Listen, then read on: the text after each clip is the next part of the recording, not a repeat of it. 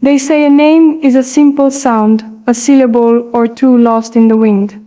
But yours lingers like perfume on my silk sleeves, like the echo of a distant violin in the marble corridors of the palace. I knew the moment I first heard it, something within me trembled, as if an unseen string had been pulled. One name, one flame, a spark kindled gently in the quiet, where no eyes could see. It wasn't thunderous or defiant.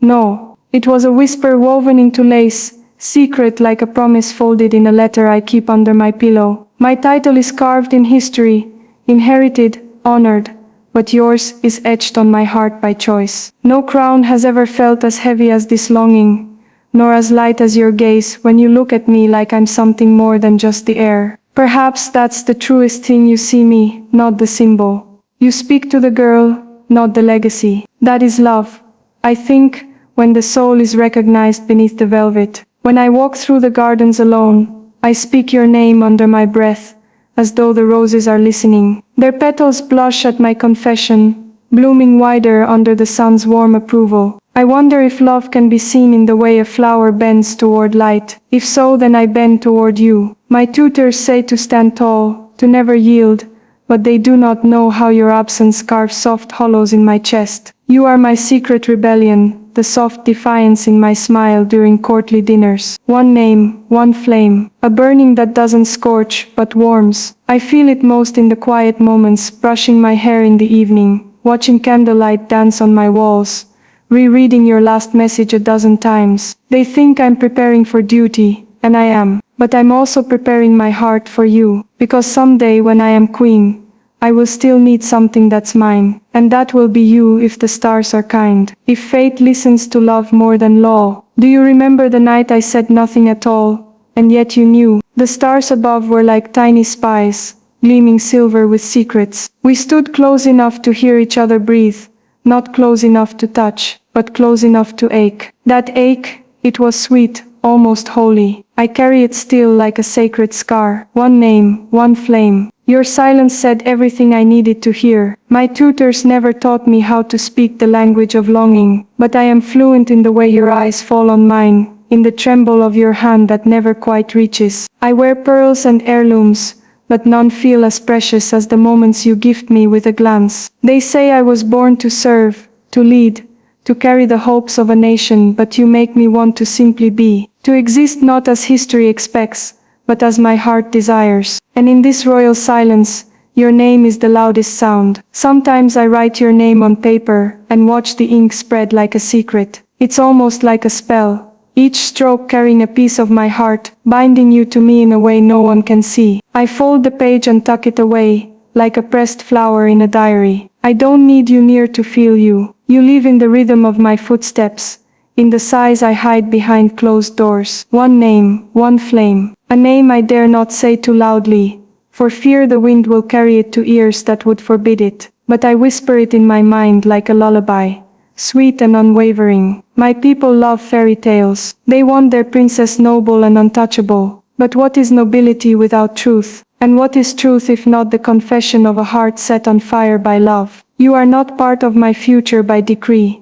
You are part of my forever by desire. And if the world knew, perhaps they'd understand that even queens need something sacred. Someone sacred. They trained me to speak 10 languages, to recite the history of my people, to understand treaties and diplomacy. But no one prepared me for the way love rewrites all languages into one. When I think of you, all words dissolve, and yet you understand me perfectly. That is a kind of magic greater than any crown. One name, one flame. You burn quietly inside me, a steady warmth that guides my days and soothes my nights. The world sees my composure, my poise, my purpose, but you see the trembling beneath, the girl who dreams of moonlight and wildflowers, of laughter without protocol, of love unmeasured by duty. I've seen you among the courtiers, always just beyond reach, and I wonder if they know that the princess they revere is already spoken for, not by law, not by promise, but by devotion. I carry you like an oath, not in public,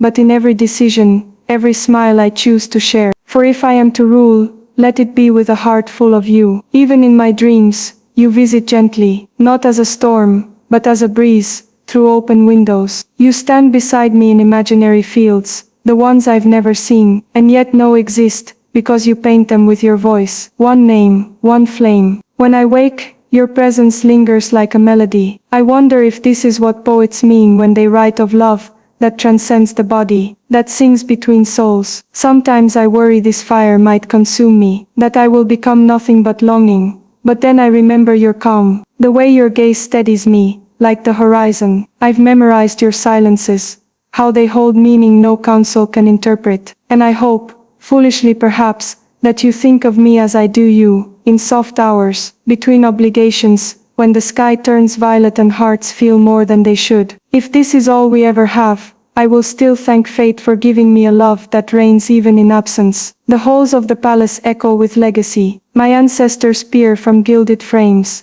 eyes full of expectation, but they never knew you. They never had to choose between duty and desire. One name, one flame. I wear your memory like a jewel no one sees. My attendants notice the faraway look I sometimes wear, the absent smile that appears unbidden. They think it's youth, they are half right. It is youth, but it is also you. I have dreams not written in royal decree. They live between the lines of the speeches I give, behind the poised replies in interviews. The truth is, I want to build a future that has room for love. I want a crown that doesn't cost the beating of my heart. I don't know what form this hope will take, only that it begins and ends with your name. And if I could carve it into the stars, I would, so that even long after I am gone, the sky would tell our story in light. I imagine the day you will stand beside me without need for disguise or distance. No stolen moments, no hidden letters, just us, two flames, not hiding but shining. One name, one flame, a fire recognized, not feared.